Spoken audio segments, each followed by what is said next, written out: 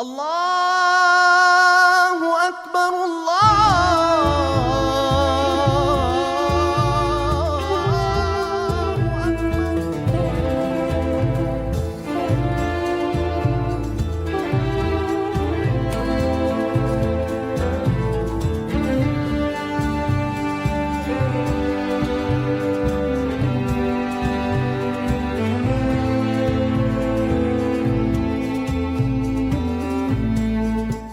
Assalamualaikum warahmatullahi wabarakatuh. Alhamdulillahi rabbil alamin, wassalatu wassalamu ala asyrafil anbiya'i wal mursalin wa ala alihi wa sahbihi ajma'in.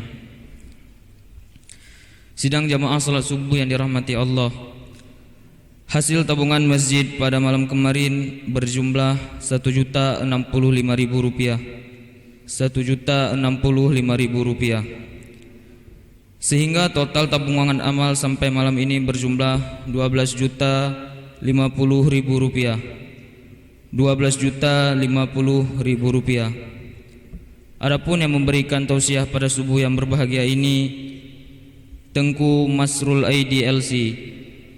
Kepada Bapak penceramah dipersilakan dengan segala hormat. Hadanallahu wa iyyakum ajma'in. Assalamualaikum warahmatullahi wabarakatuh. Assalamualaikum warahmatullahi wabarakatuh. Alhamdulillahilladzi farada alaina as-siyam wa ja'alahu thalitha arkanil Islam. Wassalatu wassalamu ala nabiyyina Muhammadin sayyidil anam وعلى آله وصحبه الذين هم ينابيع العلوم والحكم. وقال الله تعالى في القرآن العظيم: شهر رمضان الذي أنزل فيه القرآن هدى للناس وبينات من الهدى والفرقان فمن شهد منكم الشهر فليصم ومن كان مريضا أو على سفر فعدة من أيام أخر يريد الله بكم اليسر ولا يريد بكم العسر. صدق الله العظيم وصدق رسوله النبي الحبيب الكريم ونحن على ذلك من الشاهدين والشاكرين والحمد لله رب العالمين. وبعد. Hadirin dan hadirat jamaah salat subuh yang dimuliakan Allah, kita sudah sampai pada hari yang ke-9 ya, Ramadan 1441 Hijriah. Perjalanan waktu yang seharusnya panjang tetapi terasa sangat singkat, tiba-tiba saja sudah di hari yang ke-9, menandakan bahwa Allah telah mencabut dari kita keberkahan waktu, dan itu salah satu indikasi kita sudah berada di akhir zaman. Hal berikutnya adalah bahwa di bulan Ramadan ini orientasi umat Islam hampir secara umum, karena bahkan yang tidak tergerak untuk beribadah sebelumnya pun terbawa oleh suasana untuk beribadah. Ketika di zaman kejayaan labi-labi dulu, di Cat Keeng itu saya perhatikan bahkan sopir dan kernet labi-labi pun suasananya menjadi seperti ustadz, udah pakai peci semuanya. Biasanya di dalam labi-labi itu musik hingar-bingar dangdut dan juga rock, tiba-tiba berubah menjadi nasyid. Jadi suasana membentuk kita untuk terlihat lebih robbani, lebih agamis. Orientasinya sama. Yang membedakan adalah bahwa sebahagian orang paham tentang ibadah, sebahagian hanya terikut di dalam pola ibadah. Bagi orang yang paham ibadah, mereka akan mengusahakan ibadah itu kecil usahanya tetapi maksimal pada hasilnya, karena yang diharapkan dari ibadah bukan hanya sekedar praktek menyerupai ibadah, tetapi ada limpahan pahala dan rahmat kasih sayang Allah Ta'ala melebihi dari apa yang kita lakukan. Makanya di dalam Al-Quran surat As-Saff ayat 10 Allah menyatakan, ya ayyuhalladzina amanu hal adullukum ala tijaratin tunjikum min azabin alim.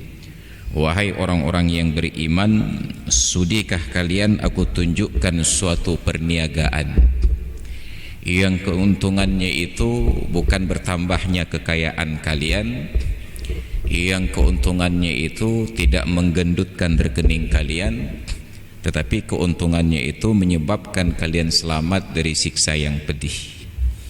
Maka Allah melalui ayat ini 14 abad yang silam telah mengajarkan kepada kita bahwa substansi dari bisnis yang paling menguntungkan adalah menjauhkan kita dari malapetaka, bukan mendatangkan keuntungan duniawi. Itu yang tidak dipahami oleh para pemimpin sekarang, karena bagi pemimpin sekarang yang penting keuntungannya masuk walaupun corona menyebar. Nah, makanya TKA dari Cina nggak dilarang sampai hari ini, takut ekonominya mati. Ini pengajaran penting dari Allah. Hal adullukum ala tijaratin tunjikum min azabin alim. Luar biasanya asbabun nuzul ayat ini terkait dengan seorang sahabat sekaligus kerabat Rasulullah yang bernama Utsman bin Mad'un.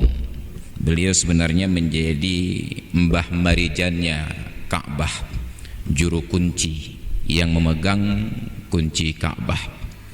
Apa yang terjadi pada beliau? Ketika mendapatkan hidayah masuk Islam, konon peristiwa beliau mendapatkan hidayah itu pun luar biasa. Saat Rasulullah taklukkan kota Mekah pada tahun Fathu Makkah, Nabi utus Sayyidina Ali untuk menemui Utsman bin Mad'un ini untuk mengambil kunci Ka'bah darinya. Yang namanya Sayyidina Ali sebagai utusan dari Rasulullah, tanpa menolak, tanpa basa-basi langsung berangkat. Begitu berhadap-hadapan dengan Abdullah bin Mad'un, disampaikanlah pesan Rasulullah ini bahwa saya diutus untuk mengambil kunci Ka'bah darimu yang kafir, sebab sekarang Ka'bah dan Mekah di bawah kekuasaan Rasulullah dan umat Islam. Apa jawaban Utsman bin Mad'un? Kunci Ka'bah ini sudah berada di keluarga kami sejak dari nenek moyang kami, dan saya mendapatkan amanah untuk melanjutkan penjagaan kunci Ka'bah ini sampai generasi kami yang akan datang. Maka saya tidak akan abaikan amanah ini dan tetap akan mempertahankannya. Itu disampaikan oleh Utsman bin Mad'un di hadapan Sayyidina Ali. Apa yang terjadi? Sayyidina Ali pelintir lehernya sampai ia lepaskan kunci itu. Pada saat itu turun malaikat Jibril menemui Rasulullah, menyampaikan sebuah ayat sekaligus amanah, amanah sekaligus ayat. Innallaha ya'murukum an tu'addul amanati ila ahliha. Ali pulang temui Rasulullah menyerahkan kunci tersebut. Begitu sampai sebelum diserahkan, Rasulullah langsung instruksikan, wahai Ali, kembalikan kunci itu kepada Utsman bin Mad'un. Kunci itu akan tetap berada di tangannya, anak keturunannya sampai hari kiamat. Kata Ali, ya Rasulullah, tapi tadi saya sudah sampai harus memelintir kepalanya untuk mendapatkan kunci itu. Kau pulang juga bagaimana? Nah, kenapa? Karena saya ditegur oleh Allah dengan sebab pekerjaanmu.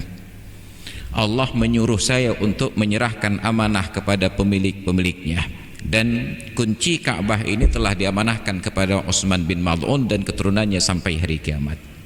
Maka terulang peristiwa tersebut ketika Raja Abdul Aziz bin Saud berkuasa di Arab.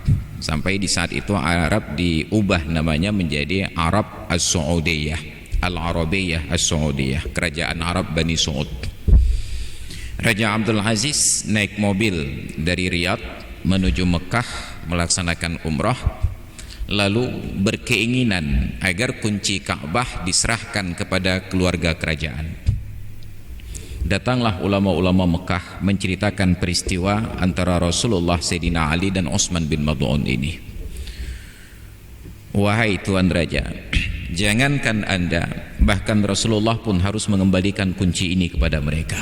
Lalu siapa Anda dibandingkan Rasulullah? Maka Raja Abdul Aziz pun menyerah. Kenapa? Karena itu adalah amanah.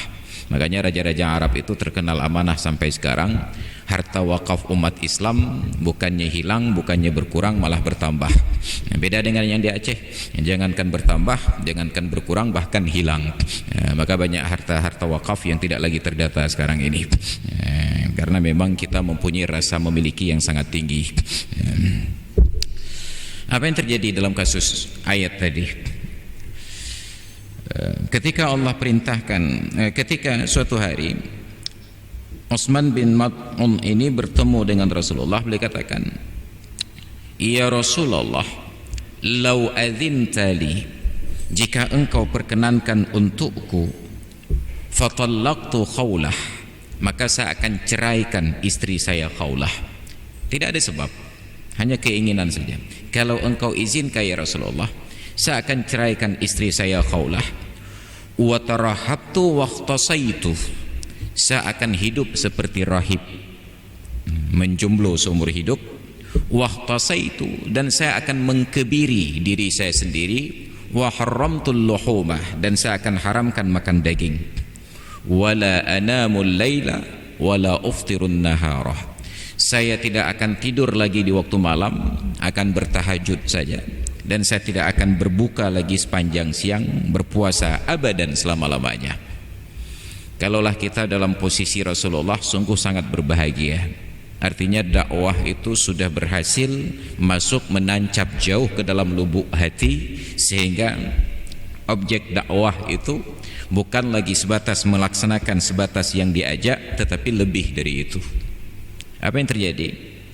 Ditegurlah oleh Rasulullah, "Inna min sunnati an-nikahu." Sesungguhnya sebahagian dari sunnahku adalah nikah. Wala rahbaniyata fil Islam, tidak ada gaya hidup seperti rahib di dalam Islam. Tidak boleh dengan alasan fokus untuk ibadat lalu tidak kawin. Tidak boleh dengan alasan fokus untuk ibadat sampai pada derajat menceraikan istri tanpa sebab. Karena Utsman bin Mad'un ini dalam posisi sebagai seorang suami terhadap istrinya Khawlah. Karena fokus ibadat saja ingin menceraikan istri. Ditegur oleh Nabi, "Inna min sunnati an-nikah." Sebahagian dari sunnahku adalah nikah. Dan tidak ada gaya hidup rahib di dalam Islam. Innama rahbaniyatu ummati as-sawmu wal jihadu fi sabilillah. Innama rahbaniyatul ummati al-jihadu fi sabilillah. Gaya hidup rahib di dalam umat, dalam kalangan umatku adalah dengan mempraktekkan jihad. Wa khisa'u ummati as-sawmu, sedangkan proses pengkebirian pada umatku adalah dengan cara berpuasa, bukan dengan kebiri yang asli dan bukan pula dengan kebiri yang kimiawi, tapi dengan berpuasa. Wala tuharrimu ma ahallallahu lakum, jangan pula kalian haramkan hal-hal yang telah dihalalkan oleh Allah pada kalian. Daging itu halal, jangan kalian haramkan daging hanya dengan tujuan beribadat kepadaku. Wa min sunnati anamu wa aqumu, dan sebahagian dari sunnahku di waktu malam sebahagiannya aku tidur dan sebahagiannya aku bertahajud. Wa uftiru wa asumu, di waktu siang kadang aku berpuasa, kadang aku berbuka. Faman raghiba an sunnati falaysa minni, maka siapapun yang tidak senang kepada gaya hidupku ini, dia bukan umatku, kata Nabi. Itu pula yang terjadi pada kita. Datang bulan Ramadan, kita ingin fokus ibadat saja. Tidak ada yang salah, kecuali pemahaman kita bahwa ibadat itu hanya dibatasi oleh dinding-dinding masjid. Jadi seolah-olah di luar itu tidak ada ibadat. Orang yang beraktivitas bisnis seolah-olah itu bukan ibadat. Yang bekerja mencari nafkah bukan ibadat. Yang ibadat hanya yang i'tikaf saja dalam masjid. Padahal sehebat apapun i'tikaf, belum ada seorang ulama yang katakan i'tikaf itu wajib. Tetapi saudara-saudara kita yang berbisnis, termasuklah yang jualan di warung kopi, boleh jadi sebahagian di antara mereka hukumnya adalah wajib mekat kopi. Nah, kenapa? Bukan karena jualan kopinya, tapi karena dia mempunyai tanggungan istri dan anak-anak, ataupun anak dan istri-istri. Ada mulut yang harus dinafkahi. Menafkahi istri dan anak-anak keluarga di dalam agama hukumnya wajib. Wa ma la yatimmul wajibu illa bihi fahuwa wajib. Sedangkan satu-satunya sumber pendapatan dan nafkah bagi orang tersebut adalah kedai kopi. Maka bila tidak dia buka warung kopi, dia tidak dapatkan nafkah, tidak sanggup menafkahi. Justru tidak buka warung kopi itu menjadi dosa baginya apabila mengabaikan hak perut-perut hamba Allah yang menjadi tanggung jawabnya. I'tikaf sunat, mekat wajib, maka lebih dari mekat. Ini yang kadang-kadang tidak disampaikan dengan baik dan dengan wajar, maka kita beranggapan bahwa orang yang jualan itu salah. Maka secara pribadi, terlepas dari pertimbangan yang lain, secara pribadi, ketika di bulan Ramadan tempat usaha tutup hanya karena sholat tarawih, itu pertimbangan yang kacau sekali. Karena di dalam Islam yang ada perintah menutup tempat usaha hanya saat berkumandang azan Jumat. Ya ayyuhalladzina amanu idza nudiya lis-salati min yaumil jumu'ati fas'au ila dzikrillahi wa dzarul bai'a. Wahai orang-orang yang beriman, apabila diserukan untuk mengingat Allah, untuk salat pada hari Jumat, maka bersegeralah untuk mengingat Allah dan tinggalkanlah jual beli. Diuraikan oleh para ulama dalam kitab fikih, wa yahrumu ala man tajibu alaihimul jumu'atu nahwu mubaya'atin, dan haram kepada orang yang wajib menghadiri salat Jumat oleh seumpama transaksi jual beli. Tapi tidak ada seruan pemerintah hari Jumat tutup tempat usaha. Yang ada seruan pemerintah, bahkan Forkopimda semuanya ikut tanda tangan bahwa saat azan Isya sampai selesai tarawih tidak boleh ada yang buka tempat usaha.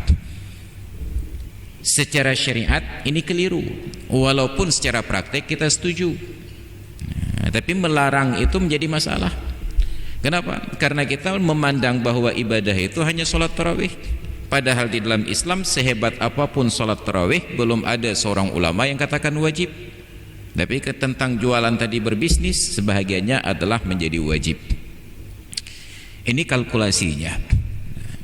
Maka seharusnya kita posisikan ibadah itu dengan wajar saja. Kita kagum Sumatera Utara itu tidak berlaku syariat.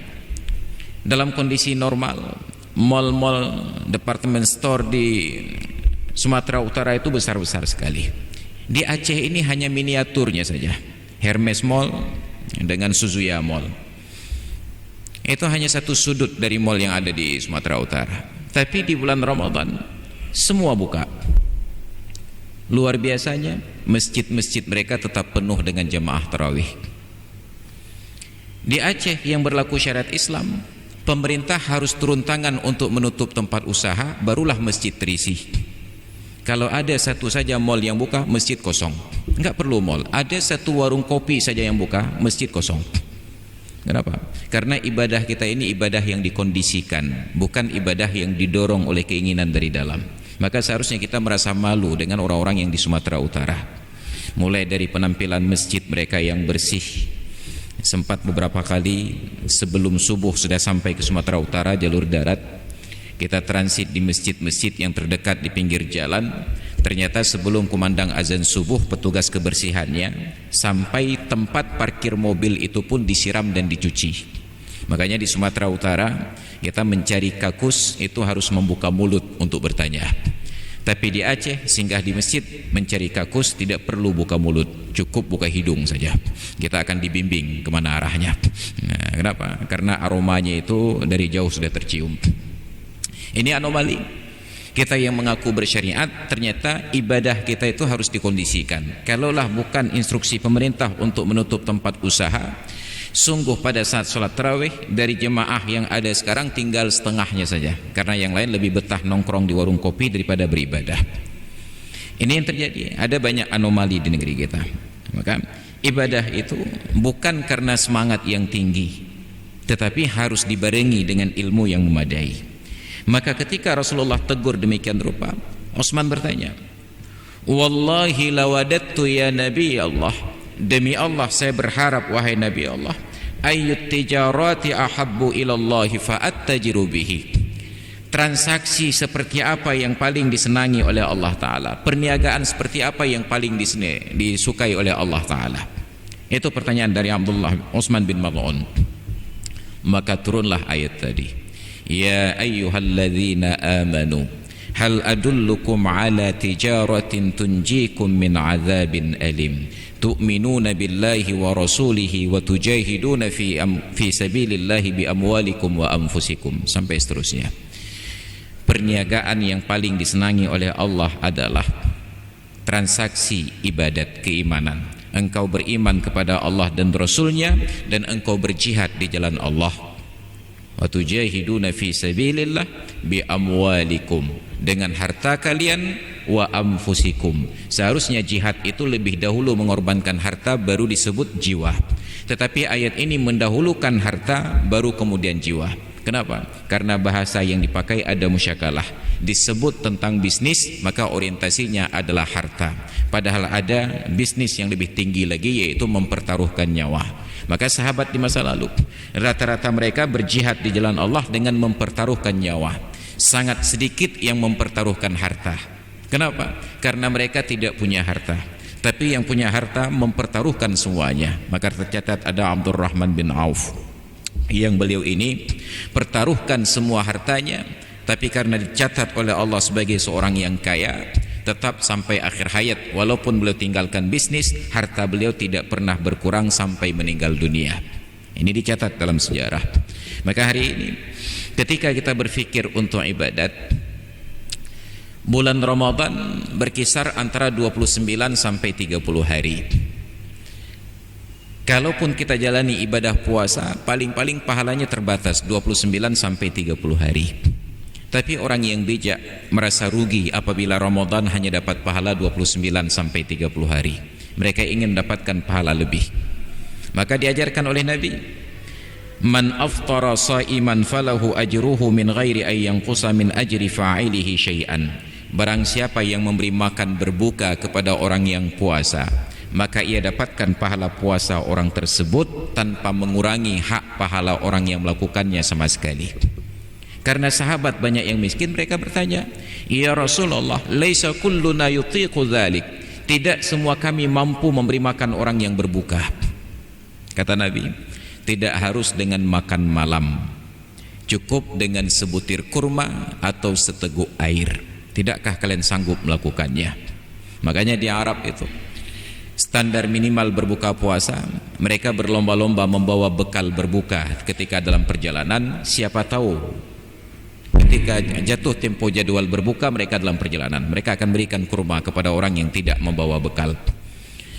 Saya alami ketika pulang kuliah, karena di Arab itu tidak diliburkan kuliah dengan alasan puasa. Ini juga masalah bagi kita.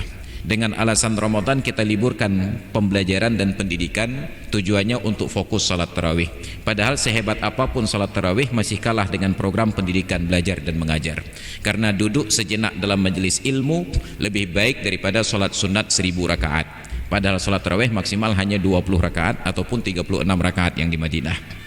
Kita tinggalkan belajar hanya dengan alasan fokus salat tarawih. Maka ilham padahal belajar jalan saja. Makanya orang Arab tidak pernah berinisiatif untuk meliburkan program belajar mengajar di bulan Ramadan. Justru makin puasa makin fokus belajar, hanya disesuaikan jamnya.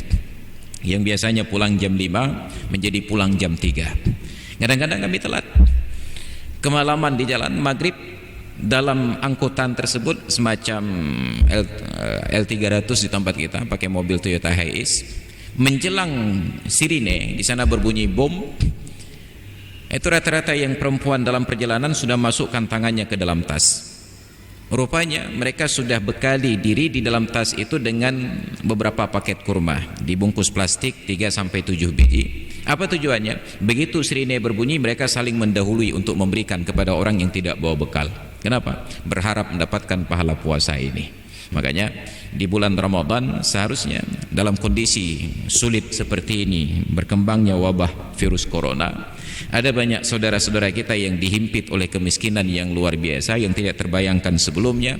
Kesempatan bagi kita untuk melipat gandakan pahala puasa dengan berbagi makanan berbuka. Maka kalau sudah sediakan makanan berbuka untuk orang yang puasa, rasanya jangankan sholat tarawih, puasa pun tidak perlu lagi. Saya mau pahala agak mentang rasanya, tapi tidak boleh, karena ibadah puasa adalah ibadah untuk masing-masing orang, tapi kita dapatkan pahala dari kebaikan orang lain. Maka hadirin dan hadirat sekalian yang dirahmati Allah, pada kesempatan kajian kita di subuh yang berbahagia ini, mari kita memperhatikan lingkungan sekitar kita, karena saya sangat yakin Banda Aceh sebagai pusat ibu kota pemerintahan Aceh, ada banyak perantau dari luar yang menumpang tinggal di tempat kita mencari nafkah. Dalam kondisi-kondisi sulit seperti ini, mereka sulit untuk mengakses nafkah tersebut.